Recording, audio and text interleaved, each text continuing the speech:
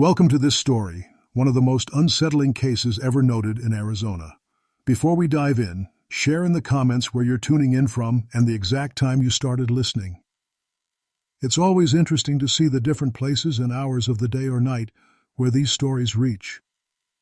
In the summer of 1883, a wagon carrying a newly appointed sheriff rolled into a remote stretch of Cochise County, far beyond the reach of any well-mapped road. The sky was overcast, the heat shimmering off distant mesas. The land was desolate, dotted with scrub and skeletal cacti, the kind of territory frontier settlers preferred to avoid. The sheriff, Isaac Carver, had been assigned to oversee a patch of ranch land known locally as Willow Creek Ranch. He came with credentials and a small posse, determined to impose order in a region where law was little more than rumor. The ranch lay isolated in a fold of hills, its main house weathered and half set against a low ridge. The owner was a woman named Lydia Caldwell, who claimed title through inheritance. Alongside her were two sisters, Mary and Ellen Caldwell. Locals spoke of the Caldwell women with a mixture of respect and uneasy whispers. Some named them stern, even cold. Others credited them with uncanny endurance in a harsh land. In an 1882 probate record from Apache County, Lydia Caldwell was listed as the sole heir of her late husband's cattle operation, though rumors said large debts remained. County clerks noted small irregularities in the paperwork, but no ledger challenged it. When Sheriff Carver arrived that afternoon, he found the sisters waiting on the porch in somber black dresses. Mary's eyes were sharp, Ellen's posture rigid.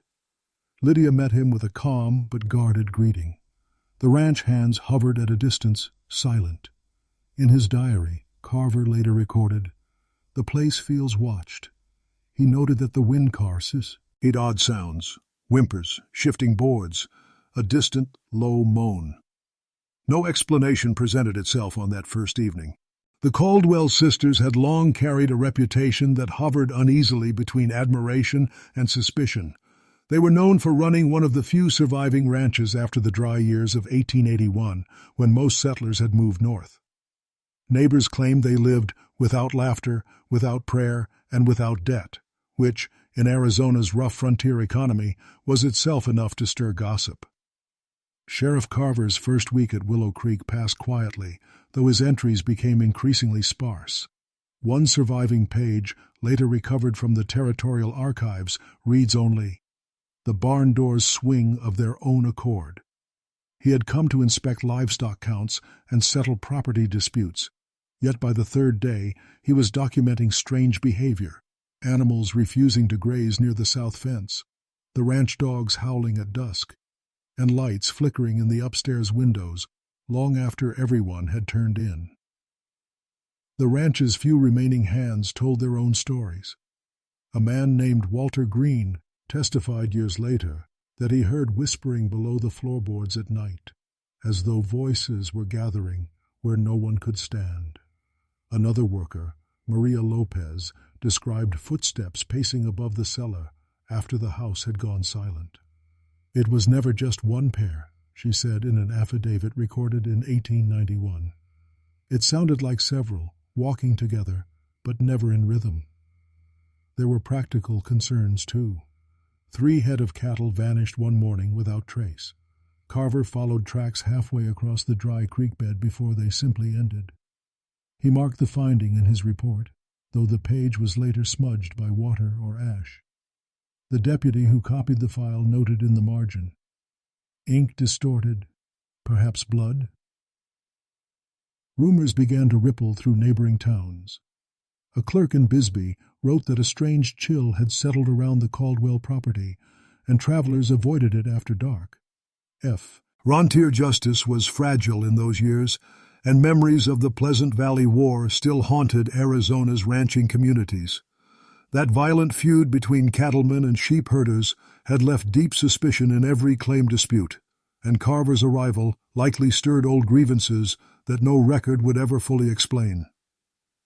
One surviving letter from a neighbor, Reverend Amos Weller, offered a final warning. "If the Caldwell women will not open their gates, it is not pride, it is fear. Something there keeps watch over them, and over us too. Weller claimed to have been asked to bless the ranch, but was denied entry.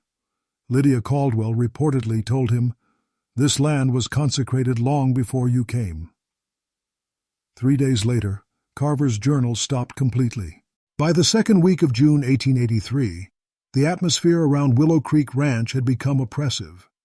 A deputy sent from Fort Bowie described the air as heavy with burnt sage and silence.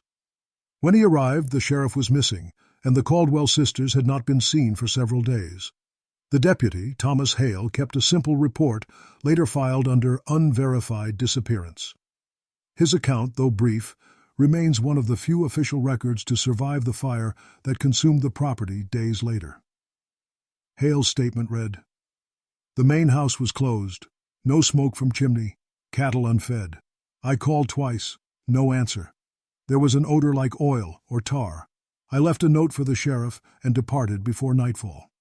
The note was never found. That same night, a mail carrier named John Ricks passed by the ridge and claimed to see a glow through the house windows, steady as a forge, not flickering like a lamp. When questioned years later, Ricks added that the glow pulsed faintly, as if the house itself breathed. He didn't investigate further. 3 days later, the fire was visible as far as Tombstone. When a rescue party finally reached Willow Creek, the ranch was reduced to ash and warped tin. The corral fence had burned unevenly, leaving blackened posts like grave markers. The investigators found only 2 revolvers, a melted badge, and fragments of charred bone within what remained of the cellar. The coroner's notes described them as probable female, small adult. In the official record, Sheriff Isaac Carver was listed as deceased, unrecoverable. But conflicting testimonies soon followed. A prospector passing through Benson claimed he saw a man matching Carver's description 2 days after the fire, walking with a limp, coat burned on one side. Another report from Tucson mentioned a stranger trading a silver badge for whiskey. None of these accounts were confirmed. Pleasant Valley War, which still simmered in nearby counties, gave rise to speculation that the fire was no accident. Some claimed it was retribution from a rival rancher. Others whispered of a posse from the hills that had ridden at night and vanished by dawn. But local constables found no tracks, no horses, and no witnesses brave enough to speak directly. Decades later, a historian named Dr. Hiram Tully studied the incident while researching frontier lawlessness. He concluded that the Willow Creek case represented a convergence of private feud, superstition, and failed jurisdiction. His papers mentioned that the cellar's foundation stones were traced to an abandoned mission site near the Gila River, stone once used for burial vaults before the church closed in 1856. That discovery reignited folklore. Locals began to say the Caldwell sisters had built their ranch upon ground already cursed, and that the fire had merely revealed what was always beneath. Yet, in every ledger and report the same line appears, faint but legible. Case incomplete, remains not matched. When the ashes cooled, the investigation became more rumor than record. Deputy Hale returned with 2 men from Fort Bowie to sift through what was left. The cellar had collapsed inward, and the air was still thick with the smell of scorched mesquite. One of the soldiers, Corporal Dunn, wrote in a private note later sold at auction, "There was heat in the stone still, as if the ground remembered." Beneath the collapsed beams, they found the faint outline of a staircase leading nowhere, its lower steps fused together by heat. A single horseshoe rested beside a cracked glass jar, filled with what looked like soil and bone fragments. Hale collected what little could be moved. The bones were sent to Tucson under the label Miscellaneous Human Remains, but no analysis was ever filed. The ranch ledgers, half burned and brittle, contained scattered entries, mostly supply orders and debts, but the last page, dated May 27th, ended abruptly with the word settled. No sign of ink bleed, no further notes. Newspapers picked up the story within days. The Tombstone epitaph printed a column titled "Fire and Silence at Willow Creek," quoting unnamed sources who described 3 women of strange habit and a sheriff found among their ashes. Yet the editor later issued a retraction, claiming the report lacked verification. Another paper, the Arizona Miner, insisted the blaze was vengeance tied to cattle rustlers displaced after the Pleasant Valley War, 1882 to 1892, whose bitter feuds still scarred the countryside. The connection was never proven, but it gave the tragedy a convenient logic and a headline. Over the next month, fragments of evidence surfaced in scattered locations. A rancher north of Benson found a scorched saddlebag stamped with the initials IC, likely Sheriff Carver's. Inside were half-melted cartridges and a small notebook, its pages stuck together. When separated carefully. Years later by archivist Lena Rhodes, faint writing became visible under lamplight. She asked me to stay till the end. Historians have argued for decades who she referred to, Lydia Caldwell or something else entirely. Testimony from surviving townsfolk painted conflicting pictures. Some swore they'd seen Lydia riding alone days before the fire, veil drawn, heading toward the Dragoon Mountains. Others remembered all three sisters at the general store buying lamp oil and flour, calm as Sunday. An elderly clerk, Abel Rowe, recalled Mary telling him, "The light won't hold much longer." He assumed she meant daylight. In hindsight, the phrase carried darker meaning. Months later, Fort Bowie Command declared the site unfit for resettlement. Travelers avoided the burned ridge, claiming their horses balked near the ruins. A local tinker who salvaged metal from the ranch complained of headaches and singing in the ears that came from the ground. By 1885, no trace of habitation remained, just a scatter of blackened stone and the iron pump handle jutting from dry soil like a grave marker. Dr. Hiram Tully, whose research on frontier lawlessness referenced the case, revisited the remains in 1901. He recorded that the earth above the old cellar had caved again, exposing part of a timber frame. Within it, he claimed to find a half-melted star badge fused to a woman's wedding band. Tully's assistant noted the pair were still locked together, metal against metal, like two testimonies refusing to separate. To this day, no official closure exists in the county archives.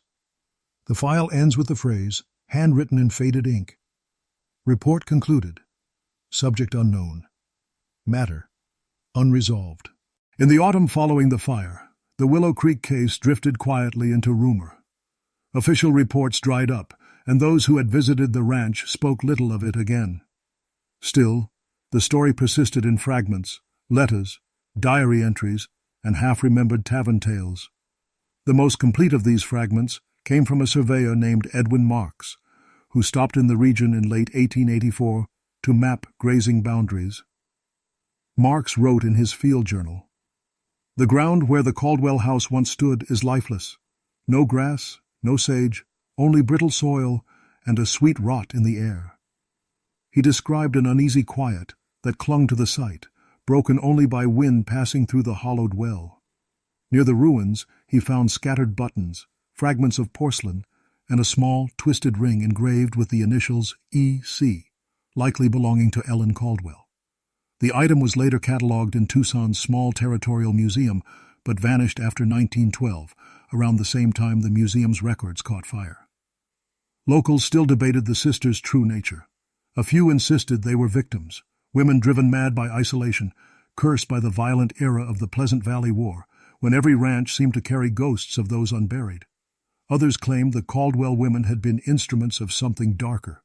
One night in Bisbee, a drunk prospector swore he'd seen Lydia's face in the flames, reflected in the window of a passing train.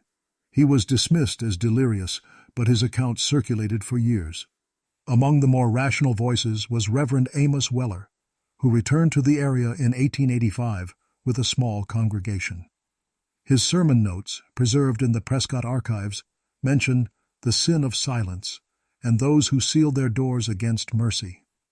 He described visiting the burned site, finding the pump handle cold as iron even in the sun, and hearing faint knocks from beneath the earth. "I will not presume." "Back there again," he wrote. Sheriff Carver's name resurfaced briefly in a 1886 Tucson police bulletin. A man matching his description was arrested under the alias Jonas Webb for public intoxication. He carried no papers, spoke little, and vanished after one night in custody. The booking clerk noted burns along his left arm and collar. When the photograph plates were developed, the image failed to appear, chemical error, according to the report. By the 1890s, Willow Creek existed only as a cautionary landmark. The territory around it had changed. Rail lines carved through the hills, mining camps dotted the desert, but no one reclaimed the land. Travelers wrote of campfires refusing to stay lit near the ridge, as if the air itself withheld oxygen. In 1898, a school teacher from Phoenix, Margaret Dorr, attempted to compile a local history. Her notes cite an oral account from a rancher's widow who had known the Caldwell family in their youth. The widow described Lydia as educated beyond her station, but touched by sorrow, and claimed the sisters once ran a small chapel before their ranching venture began. When asked why they left the church, she replied, "Because the dead didn't stay put." Dr. Tully's research decades later referenced Dorr's notes with skepticism. Still, he remarked that similar language appeared in burial records from early missions, phrases like unrested souls and bodies misplaced. Whether coincidence or inheritance of rumor, he never said. By the turn of the century, the ruins had sunk into the earth entirely. Locals could only point to the ridge and say it was there. Yet at dusk, when the air cooled and the cicadas fell silent, the smell of burnt mesquite sometimes returned, faint but unmistakable. By the first decade of the 1900s, Willow Creek had passed from history into myth. The original deed was never claimed again, and the land eventually reverted to the state. But for those who lived nearby, the story was never quite buried. Men still spoke of odd glows seen at night, faint humming from the dry well, and hoofprints that appeared in circles before vanishing in the sand. It was around 1904 when Professor Alton Merriweather, an amateur historian from Prescott, took an interest in the case. He was compiling accounts of frontier law for a paper comparing Arizona's early justice system to that of Texas. Merriweather interviewed the last surviving deputy from Carver's office, an old man named Thomas Hale, who lived in a sanatorium near Yuma. Hale's memory had eroded, but he recalled enough to unnerve his interviewer. According to the professor's notes, Hale confessed that he'd returned secretly to the site after the first investigation was called off. He wanted to retrieve Carver's service pistol as a keepsake. What he found instead was the impression of 3 bodies in the ash, shallow side by side, like someone had lain them there and then changed their mind. He claimed the prints were still warm beneath the surface, though the fire had burned out days before. When asked why he never told anyone, Hale replied, "Because one of them opened her eyes." The statement was dismissed as the delirium of an aged man, but the detail echoed another piece of evidence. An unsigned telegram sent to Tucson in July 1883, weeks after the fire. It read only, 3 seen walking east by the dry river, all in black, faces veiled. The sender's name was never identified, and the message's origin could not be traced beyond a relay station outside Bisbee. Professor Merriweather tried to confirm the telegram's authenticity through the territorial archives, but found the relevant disses. Patch logs missing, torn from the ledger entirely. What remained were small flecks of ash caught in the binding. The archivist who handled the book claimed she smelled something like burned leather. When the professor published his paper in 1906, he devoted one small section to Willow Creek. He called it A Case of Mistaken Records and Misplaced Memory. Yet his private letters tell another story. In one, addressed to Dr. Hiram Tully, he wrote, "You were right about the stones. The foundation was never laid by the sisters. It was older, much older." Tully's reply, preserved in the same collection, is even more cryptic. Then it was not justice that burned there, it was reclamation. Local folklore grew bolder as years passed. Travelers spoke of hearing women's voices reciting scripture beneath the wind, and some claimed to see faint outlines near the old creek bed, 3 figures standing shoulder to shoulder, their faces indistinct. Ranchers called it nonsense, yet few were willing to pass that way after dark. In 1910, a surveyor for the Southern Pacific Railroad reported that his horse froze mid-step near the ridge. He described the air growing colder, his lantern dimming though its wick burned bright.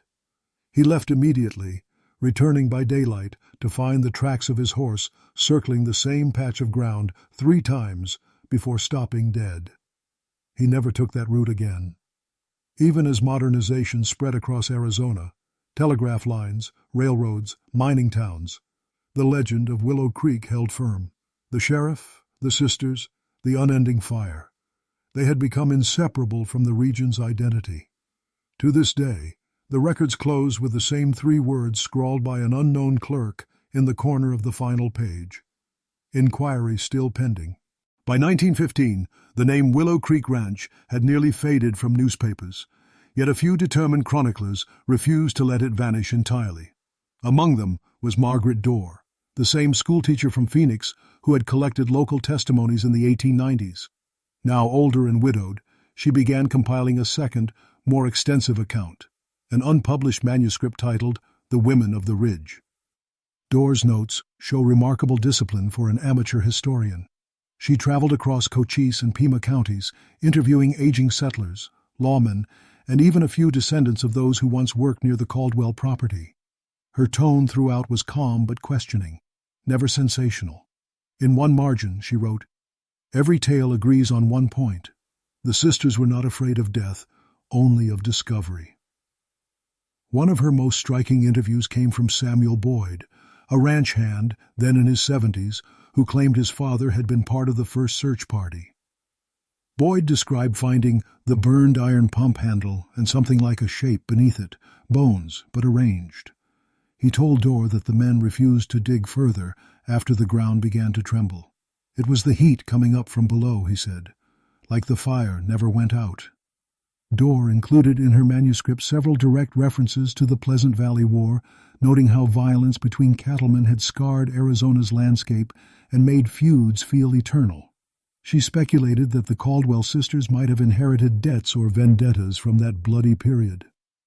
Some surnames connected in county records, men who had filed property disputes against Lydia's late husband, were the same who vanished mysteriously in 1882.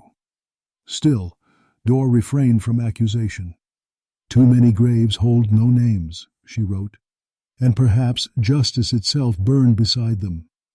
In 1917, she returned to the ridge for the final time.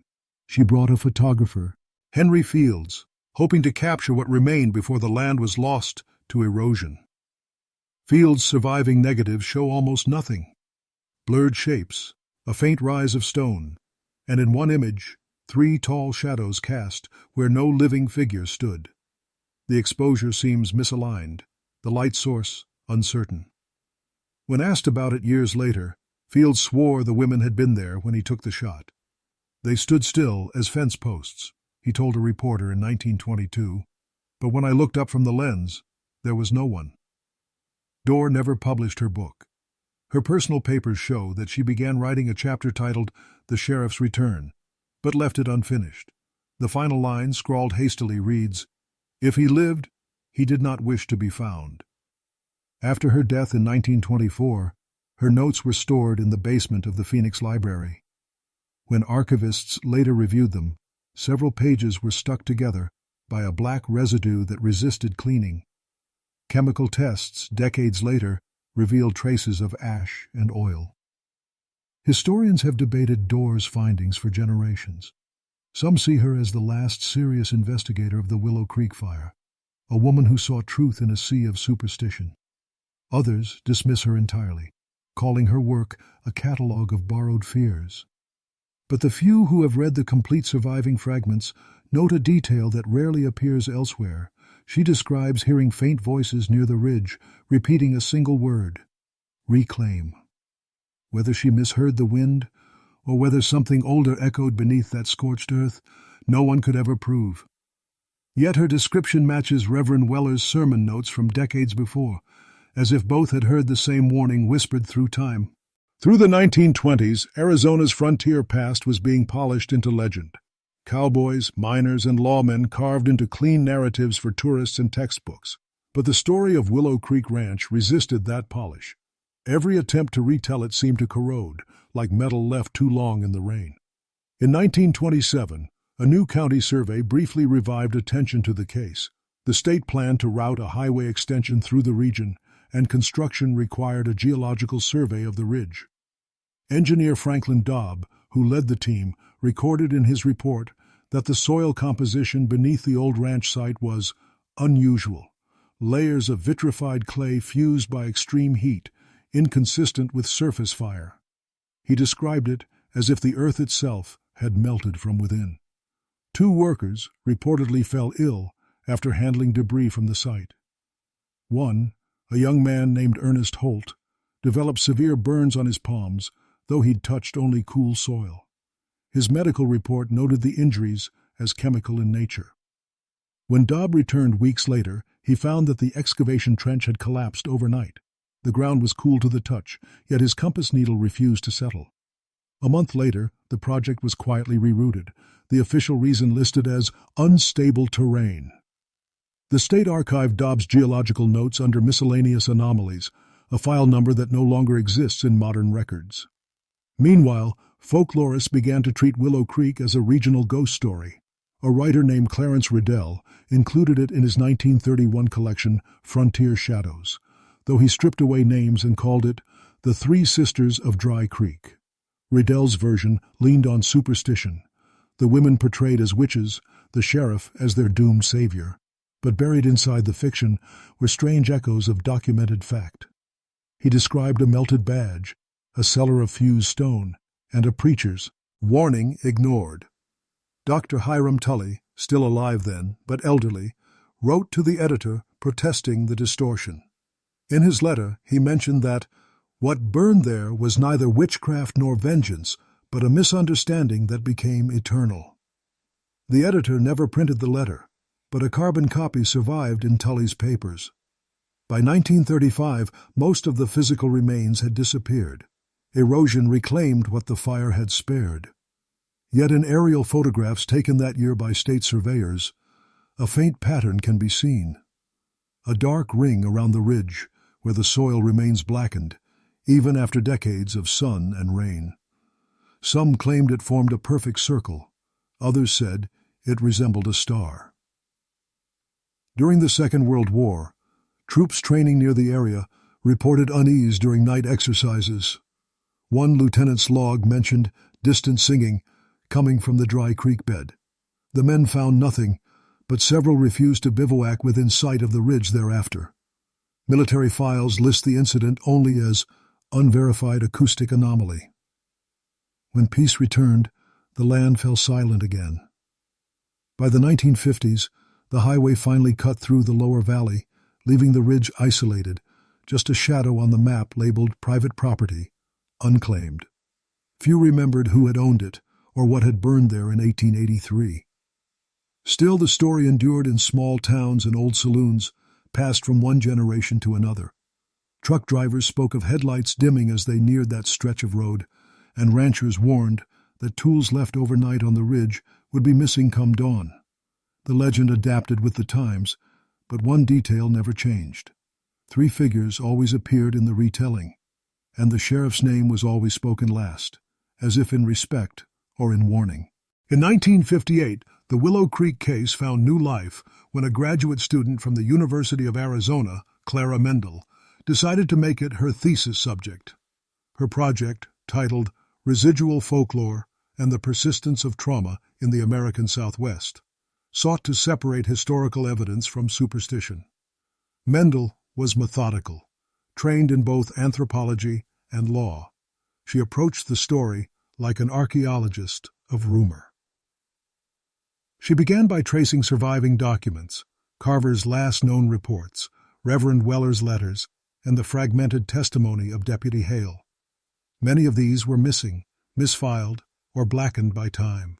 Still, she managed to locate 3 original court ledgers from 1883 in a neglected county storage room. 2 were empty, except for brief notations, but the third contained a partial inventory of evidence from the Willow Creek site. It listed 1 melted badge, 1 gold ring, engraved LC, 2 human jawbones, assorted ashes, and 1 glass jar, contents sealed. Mendel's supervisor, Dr. Paul Hirsch, discouraged her from pursuing the sealed jar, claiming it was likely destroyed long ago. But she persisted. Her notes indicate she traced it to a private collection held by the descendants of a Tucson coroner. When she finally examined it, she found the jar intact but cloudy, its seal hardened. Inside was a blackened residue mixed with what appeared to be dust and fragments of linen. She wrote, "Not ash, something finer, heavier, as though burned but not consumed." That discovery reignited public curiosity. Local newspapers ran short features about the haunted ranch of 1883, most treating it as regional folklore. Mendel, however, refused to sensationalize. In an interview for the Arizona Daily Star, she stated calmly, "The story's horror lies not in the supernatural, but in the absence of truth." Her research also uncovered a forgotten ledger from 188, documenting cattle disputes between William Caldwell, Lydia's late husband, and ranchers connected to the Pleasant Valley feud. Two of those men, Ephraim Hatch and Jonas Trent, were later reported missing. Though no link was proven, Mendel concluded that violence preceded the fire, not followed it. In 1961, she presented her findings at a small symposium on frontier justice. Her paper suggested that Sheriff Carver may have discovered evidence implicating the Caldwell sisters in the disappearances, and that his death might have been the result of retaliation, not accident. But then she added an unsettling twist. Every surviving record of Carver's handwriting after June 6th differs subtly from the earlier samples, line spacing wider, slant sharper, signature uncertain. She proposed that the last entries could have been forged or written under duress. The audience dismissed her theory as dramatic speculation, but the archivists who later examined the documents admitted the ink analysis was inconclusive. Tragically, Mendel's promising career ended abruptly. In 1963, she died in a car accident near Florence, Arizona, while traveling to collect additional material. Among her recovered belongings was a field notebook. The final page, written in hurried pencil, read, "The cellar wasn't a cellar." Her death effectively silenced serious academic study of the Willow Creek case for decades. Yet her work survived, and later scholars continued to reference her phrase, "burned but not consumed," as the most accurate metaphor for the story's endurance. Even now, those who study Arizona's lost histories note her influence. They say Mendel's calm precision gave the case back its dignity, reminding readers that beneath the folklore, 3 women and 1 lawman had once stood under the same brutal sun, trapped in a justice that turned to ash. After Clara Mendel's death, her paper sat untouched for nearly 20 years in the University of Arizona's archives. Most were filed under unpublished research, and few remembered her name. Then, in 1981, a visiting historian from New Mexico, Dr. Samuel Reese, stumbled upon the material while researching forgotten territorial cases. What began as curiosity became an obsession. Reese was known for his forensic approach to folklore.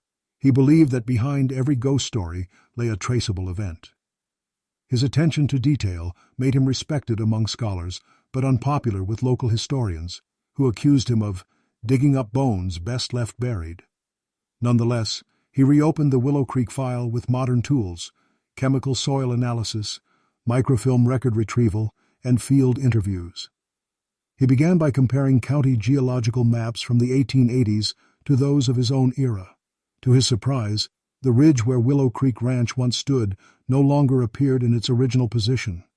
Landslides, erosion, and roadwork had shifted the terrain, erasing the precise coordinates. "The land itself has moved," he wrote, "yet its name remains fixed in memory, as though the map refuses to forget." In 1982, Reese led a small team to the suspected site. Using ground-penetrating instruments, they detected irregularities beneath the surface, anomalies shaped like foundations. Excavation was limited, but one small artifact emerged, a rusted hinge attached to fused stone. The metal showed signs of having been subjected to temperatures higher than any known structure fire could produce. Reese submitted the sample for laboratory testing. The results were inconclusive but disturbing. The mineral analysis revealed traces of silica fused with carbonized organic matter, essentially human residue integrated into rock. The official summary described it as a localized vitrification event. When Reese Prees, Added the finding at a conference, his peers laughed it off as contamination. Undeterred, he turned back to the archival trail. He uncovered a single telegram dated June 10, 1883, one day after the reported fire, sent from a relay station outside Bisbee to the office of the territorial marshal in Tucson. It read, "Justice served. Do not send more men." The signature was indecipherable, a blur of ink and ash. Rees compared the phrasing to known documents from the era and concluded that it was likely written by a law officer. Whether it came from Carver or someone impersonating him remained a mystery.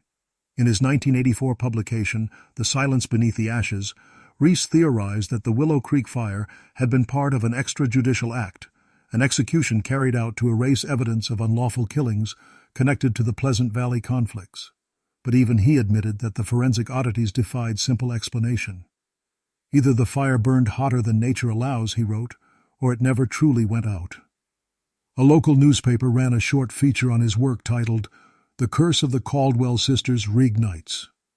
The article brought tourists to the remote ridge for the first time in decades. Some came with cameras, others with shovels. Most left within an hour. A park ranger later reported that visitors complained of headaches, disorientation, and a low hum in the air.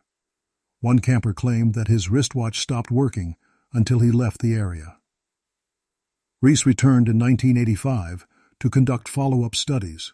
His final field entry reads, "At sunset, a scent of smoke again, faint but persistent. Soil cool to the touch. No visible fire, yet the horizon glowed." A week later, he abandoned the project entirely, citing personal reasons. Friends said he grew withdrawn, unwilling to discuss his findings. He retired quietly 2 years later and refused interviews.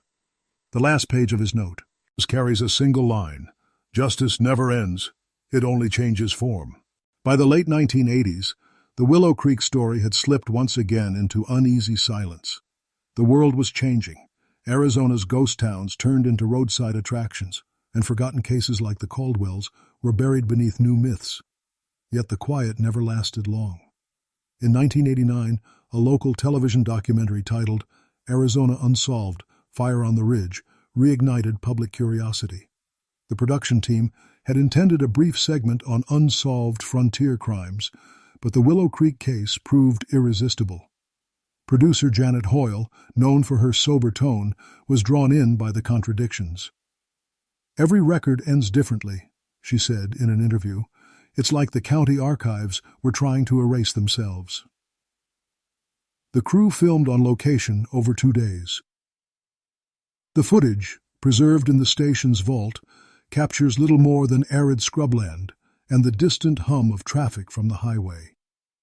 But during a nighttime segment, as the host read from Carver's final journal entry, the microphone picked up a faint sound, 3 knocks spaced evenly apart. The engineer later confirmed there was no nearby structure to produce it. After the episode aired, the network received dozens of letters. Some viewers claimed the knocks continued faintly through their television speakers, repeating long after the broadcast ended.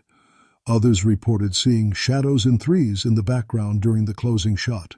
The station dismissed it as a playback fault caused by analog degradation, but the footage was quietly removed from reruns. The broadcast did, however, spark renewed academic interest. A journalist named Richard Valdez followed up with a 6-part investigative series for the Tucson Herald, trying to reconcile the known facts. Valdez uncovered several forgotten documents from the early 1900s, a property transfer filed under the name Jonas Webb. The signature, he noticed, resembled Isaac Kuss, Harver's handwriting almost exactly.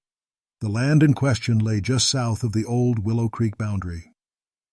Valdez published his findings under the headline, "Did the Sheriff Survive?"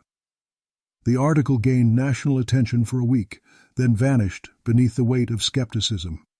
Yet the implications lingered. If Carver had lived, what truth had he carried away with him, and why had he hidden it under a false name? A follow-up interview with an elderly rancher, Hollis Dunn, added another layer. Dunn's grandfather, a soldier at Fort Bowie, had supposedly found Carver's second revolver in 1884, rusted but loaded, near the dry creek bed. One cartridge was missing. He kept it on the mantel, Dunn recalled, said it still smelled of smoke when you touched it. The revolver disappeared after Dunn's death in 1991. His family claimed it was stolen. Meanwhile, archivists, revisiting the county's record books, noticed something peculiar. Pages from 1883 had faint indentations, lines that didn't match the text above or below, as if erased by heat or pressure. When enhanced under ultraviolet light, ghost lettering emerged. Trial complete. Sentence carried. No such trial was ever recorded. These findings revive theories of vigilante justice, that the Caldwells and Carver had all been caught in a larger purge of disputed landowners tied to the Pleasant Valley War. But if that were true, who set the fire? And why did no witness ever step forward? One historian later summarized it best. Every answer at Willow Creek is another question disguised as ash. By 1993, renewed attention led to a brief state-funded archaeological survey. The project yielded only fragments, a rusted button, a charred buckle, and a faint outline of a stone foundation buried deeper than records indicated. The soil samples returned with a familiar note. Traces of carbonized matter fused into mineral substrate. The same phrase that had haunted every report since 1883. By the dawn of the 21st century, the Willow Creek file had once again gone cold. The last formal investigation had ended without conclusion, and most historians considered the story a local curiosity, an unsolved relic of Arizona's violent past. Yet for those who lived near the ridge, the name still carried weight. Truckers avoided the turnoff at night. Hikers rarely camped within sight of the old boundary stones. In 2003, an independent researcher named Elaine Porter, specializing in post-frontier cultural memory, began compiling oral histories for a digital archive. Her interviews focused on families that had settled in Cochise County before 1900. Inevitably, she encountered whispers of the Caldwell sisters and Sheriff Carver. One descendant of a former ranch hand told her, "My grandfather said they weren't killed, they were called." Porter approached the project with skepticism. She cross-referenced the testimonies with land deeds, church registries, and census rolls. One anomaly stood out. 3 women listed as unconfirmed residents appeared in the 1884 census under the initials L. M. and E. Caldwell, residing in a district 40 miles east of the burned ranch. The notation See Addendum followed their names, but the addendum page was missing from the census book. When Porter mentioned this finding at a 2005 conference, the audience dismissed it as clerical error. But a few months later, she obtained a scanned letter from the archives of the Arizona Historical Society. It was dated November 1884 and signed by a deputy registrar. The letter read simply, "The Caldwell women have moved again. No fixed dwelling." The phrasing was bureaucratic, yet haunting. Porter began to suspect that someone, either the sisters themselves or those loyal to them, had ensured they remained untraceable. Her later interviews collected accounts of sightings stretching into the 1890s. 3 women in dark veils traveling by wagon. Ladies who spoke little but paid in silver coins. A lawman with a burned hand who rode ahead of them. None of these accounts could be verified, but their consistency was uncanny. By 2008, Porter's project evolved into a documentary series proposal titled The Ridge That Wouldn't Die. Funding fell through, but her draft script survives. In it, she described visiting the site on a summer evening. She wrote, "The ridge feels hollow, as if something moves beneath. The air vibrates, not loud, but constant, like a low hum of breath." A friend who accompanied her that day later recalled that Porter's camera malfunctioned repeatedly, its memory cards corrupting mid-recording. The recovered frames show only desert scrub and faint smoke-like streaks near the horizon. When enhanced digitally, 3 vertical shapes appear, too symmetrical to be natural, too blurred to identify. Porter completed her report, but never published it formally. In a private note found among her research papers, she wrote, "History repeats because the ground remembers. We build our stories on top of graves and call it progress." After her death in 2011, her materials were donated to the University of Arizona Archive, joining those of Mendel and Reese. Archivists now refer to them collectively as the Willow Creek Collection. Together, they form one of the most unsettling research chains in state history. 3 investigators across 3 centuries, each reaching the same dead end, each leaving behind an echo of smoke. Modern folklorists often cite Porter's fieldwork as evidence of persistent landscape memory, a phenomenon where physical locations seem to retain emotional residue. Yet those who visited the ridge themselves rarely speak of it in such academic terms. One hiker summed it up plainly. It's quiet there, but not empty. It listens. In the years following the creation of the Willow Creek Collection, the case evolved from folklore into academic folklore, cited in psychology, anthropology, and even environmental studies. But beyond academia, the story continued to attract quiet visitors, those who claimed to seek answers, and those who merely wanted to feel the air that had once carried fire. In 2016, a park ranger named Michael Esparza filed an internal report with the Arizona State Land Department after discovering unauthorized digging near the ridge. He described a shallow pit, approximately 3 feet wide, filled again hastily with loose soil. Within it, he found pieces of burnt glass, animal bone, and what appeared to be the remains of an old oil lantern. The incident drew little attention until Esparza added a final observation. No boot prints near the pit. Just impressions like bare feet, small and deep, facing west. When the site was inspected a week later, the pit had collapsed, and the objects were gone. Only the burned soil remained. The official conclusion labeled the report natural erosion and vandalism. But Esparza, in an email to a colleague, wrote, "It wasn't vandalism.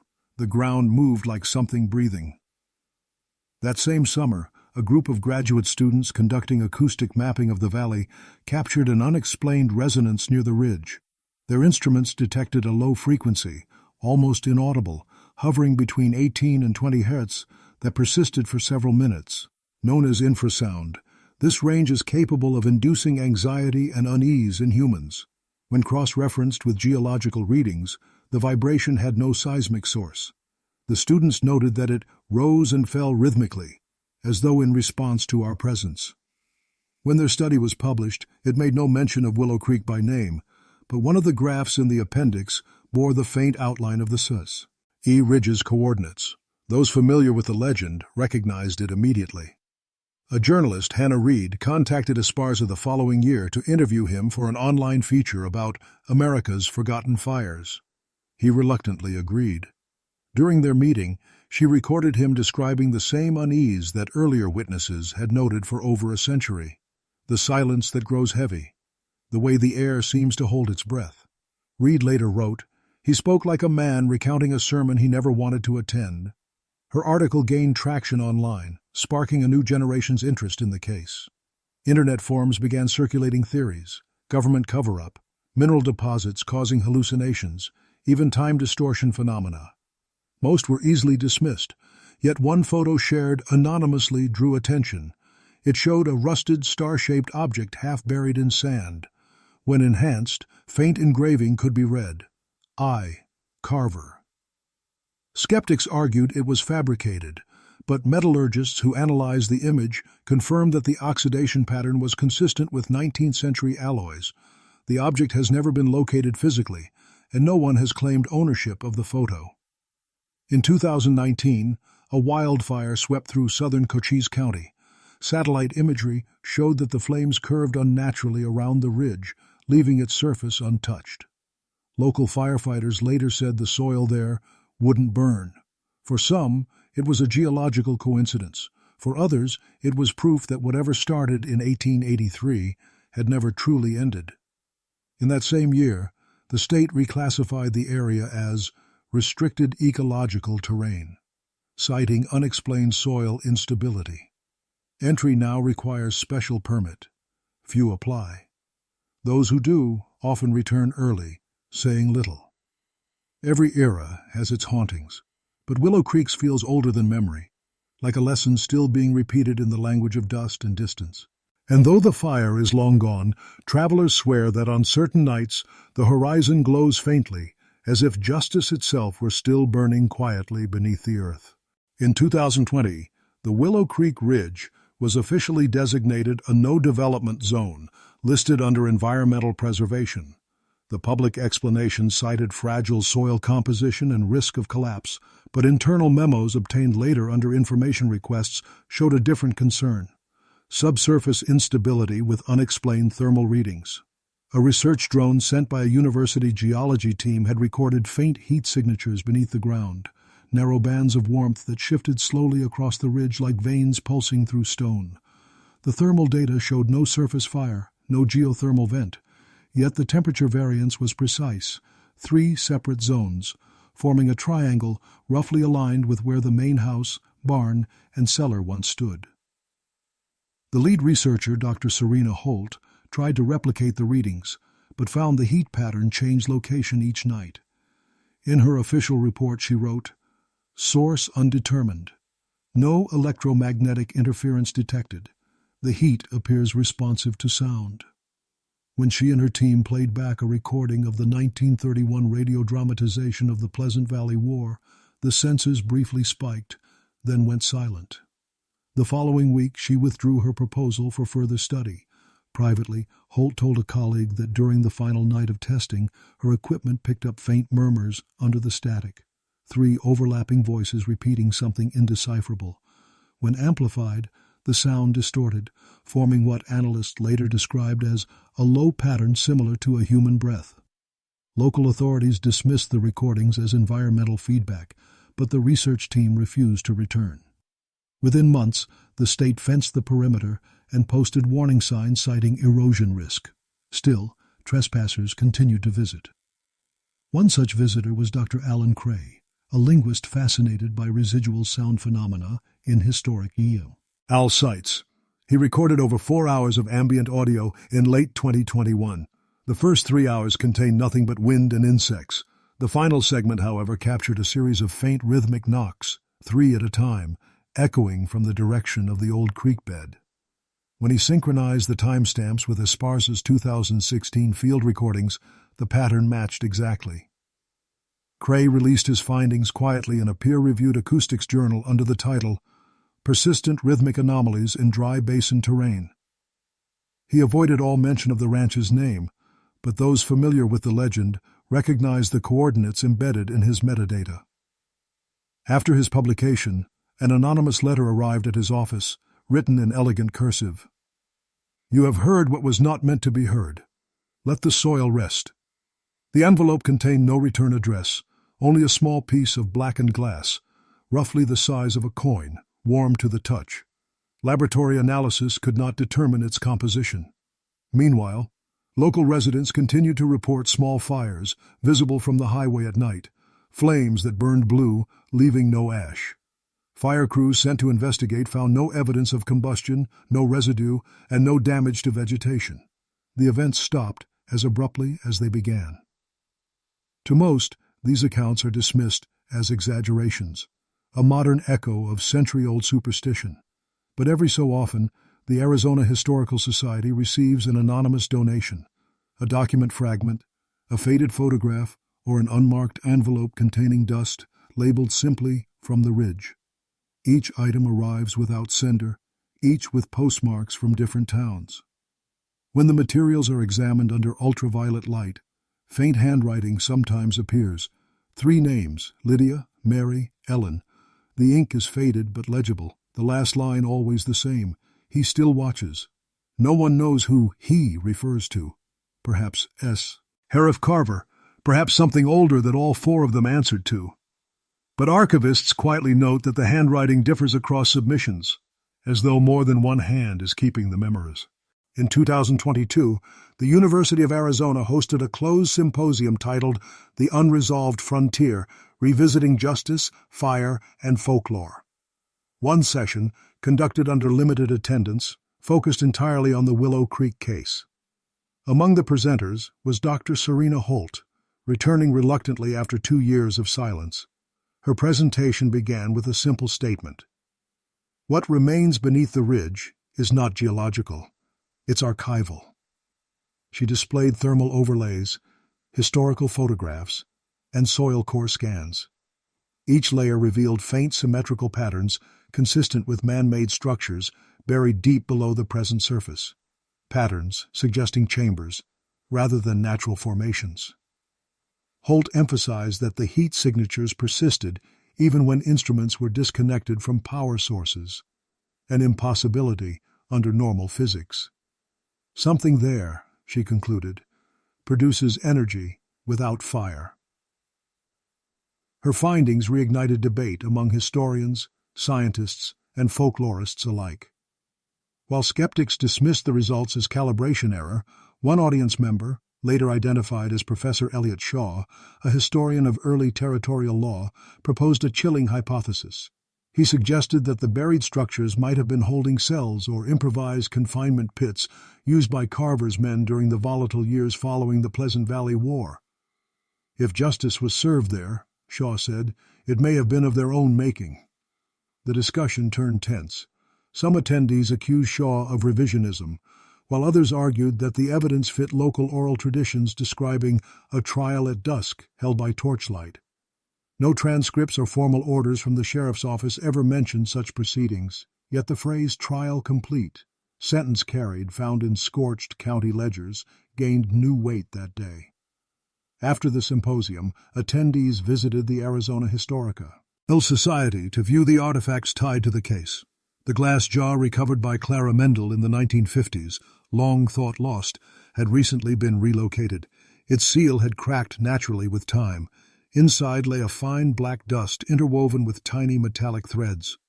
Under magnification, the threads appeared to be drawn iron, possibly remnants of uniform buttons or tool wire, but the dust emitted faint warmth when touched. Technicians attempting to photograph the specimen reported fogging of the lens and, in 2 cases, battery failure. The archive footage shows nothing but a soft shimmer, as though the air around the jar bent the light itself. The object was resealed and placed under restricted access within weeks. That same month, a curator found an unsigned note left on her desk. It read, "The earth keeps better records than men." Attached was a small envelope containing a clipping from an 1883 newspaper, the tombstone epitaph column titled "Fire and Silence at Willow Creek." Someone had underlined the final line, "Witnesses absent, justice presumed." Word of Holt's data and Shaw's theory spread quietly among online historians. Forums debated whether the fire was retribution or concealment, divine punishment or human error. But amid all speculation, one point remained untouched: the fact that no one, in nearly 140 years, had successfully excavated the ridge without incident. Tools corroded overnight, instruments malfunctioned, and on one occasion, soil samples collected by a student reportedly turned to a fine black ash within hours. In an interview given off-record, Dr. Holt offered a final reflection. "I no longer think of Willow Creek as haunted. I think of it as unfinished. Something there was interrupted, justice, judgment, maybe both, and until it's spoken aloud again, it will keep breathing through the ground." That statement was never included in the symposium proc. Eatings. The official transcript ends before her remarks, replaced with the single phrase, "Section redacted for privacy." By early 2023, the Willow Creek collection was digitized for the first time. Scholars and enthusiasts around the world could now examine every surviving record, letters, affidavits, maps, and field journals, through a virtual archive. Yet despite the transparency, the mystery deepened. Within weeks of the archive's release, reports began to surface of corrupted files, vanishing pages, and inexplicable loops in the playback of old audio tapes.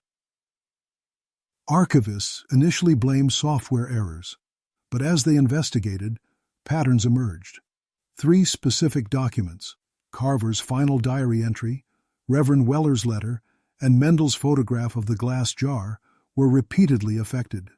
When downloaded, their file names altered themselves into variations of 3 words: justice, return, and still.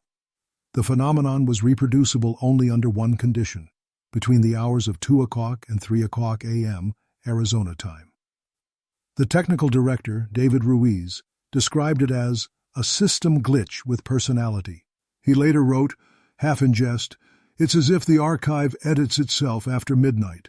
Yet even he grew unsettled when a new folder appeared in the system labeled Unfiled Transcripts. Inside were 3 text fragments written in plain type, unsigned. The first read, "We never left." The second, "The sheriff came back." The third, "He listens still." Ruiz traced the metadata to an external upload but found no record of remote access. Believing it to be a hoax, he deleted the folder.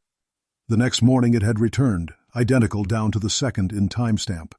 At the same time, a research assistant cataloging the original journals reported a faint odor of smoke emanating from the boxes.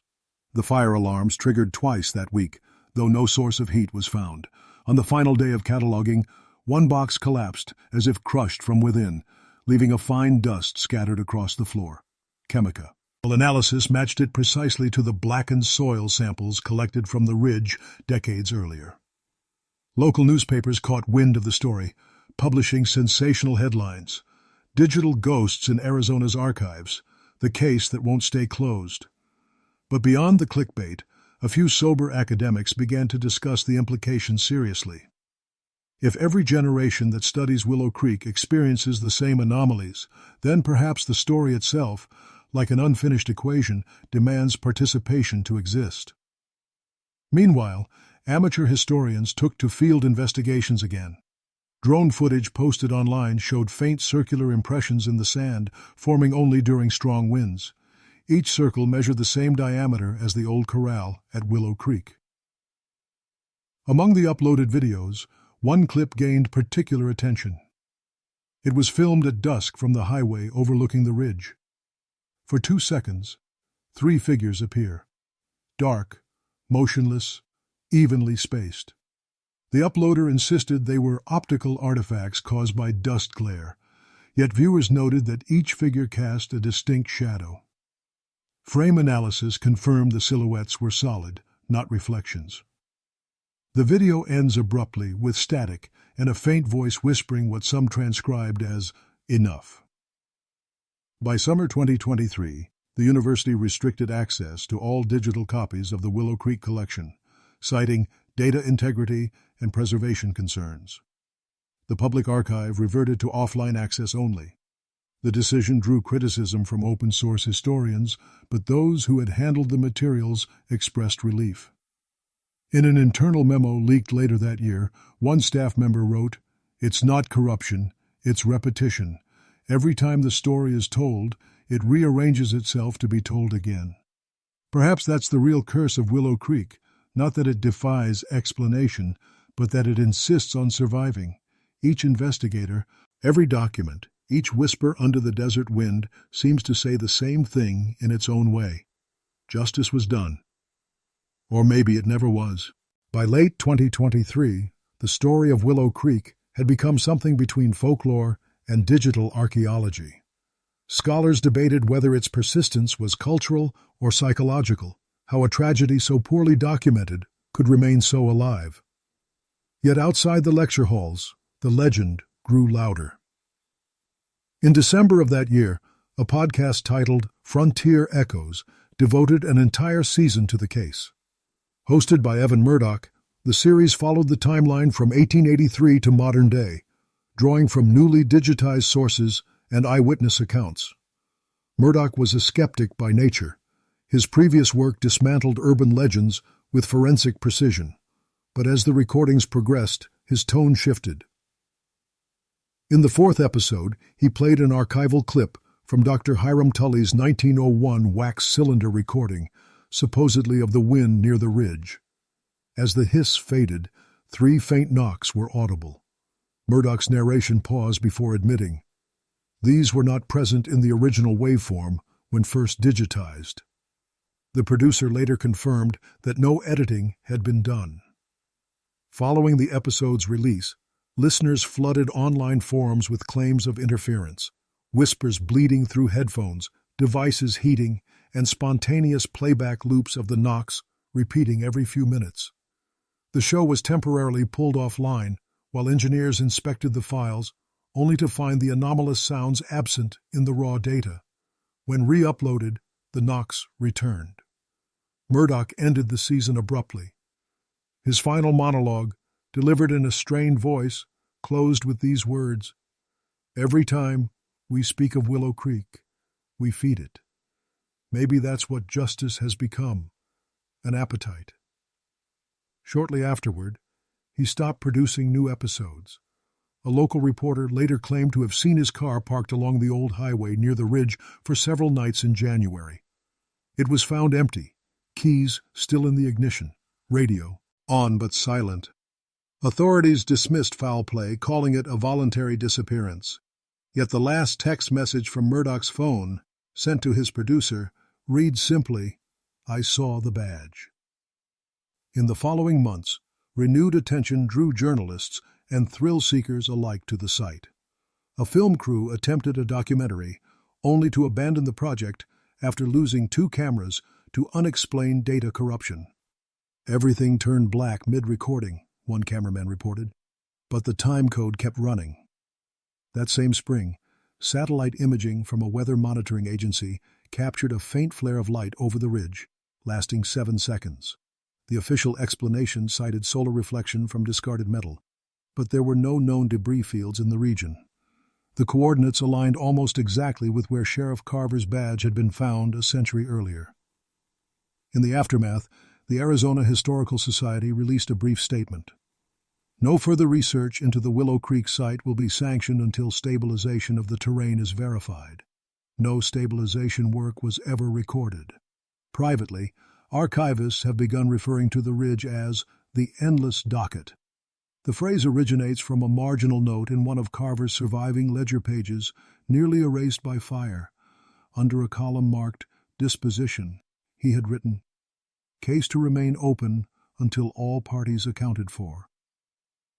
That line, half melted, half legible, has become both curse and prophecy. For more than 140 years, the file has remained open, and those who touch it seem to be drawn into its pages. Some claim that's coincidence. Others think it's the case itself continuing its inquiry, looking for the one voice willing to finish the report. Yet finishing it, every investigator learns, means becoming part of it. Today, the site of Willow Creek is marked by nothing more than a sloping ridge of stone and a few withered fence posts that lead to nowhere. The highway hums a mile away, carrying travelers who have never heard the name, never seen the scar beneath the sand. To them, it's just another quiet patch of desert, open, endless, and indifferent.